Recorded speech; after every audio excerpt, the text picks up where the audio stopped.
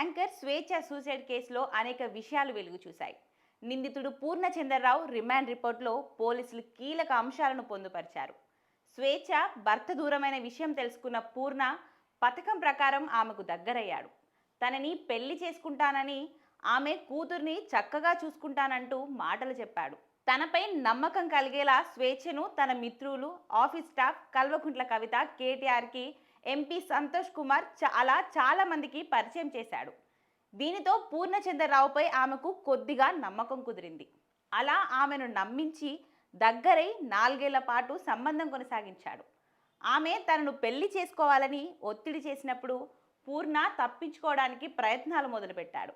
ఆమెను చూసి చూడనట్లు వ్యవహరించడం, కాల్స్ కట్ చేయడం వంటివి చేశానని నిందితుడు పోలీసు ఎదుట వాగ్మూలం ఇచ్చాడు. అవసరం తీరాక పూర్ణ మోసం చేయడంతో తట్టుకోలేక స్వేచ్ఛ ఆత్మహత్య చేసుకుంది. చనిపోయే ముందు కూడా ఆమె తనకు కాల్ చేసి అరగంటలో ఇంటికి రాకపోతే తానే ఆఫీస్కి వస్తానని చెప్పడంతో వద్దని వాదించానని, ఇన్ని సంవత్సరాలు మమ్మల్ని వదలకుండా ఉన్నావు, పెళ్లి చేసుకుంటానని, నన్ను నా కూతుర్ని చూసుకుంటానని చెప్పావు.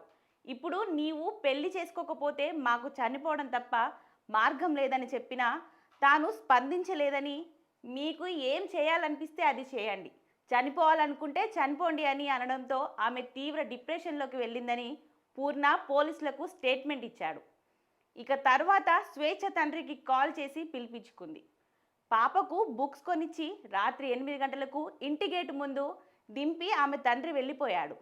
ఆ తర్వాత స్వేచ్ఛ తలుపులు తీయడం లేదని వాచ్మెన్ మరో వ్యక్తి తలుపులు బద్దలు కొట్టి చూసేసరికి ఆమె ఆత్మహత్య చేసుకున్నట్టు తెలిసింది.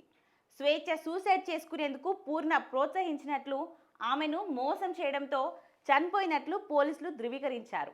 ఇక నిందితుడిని నేరాంగీకరణ పత్రాన్ని కోర్టులో సమర్పించారు.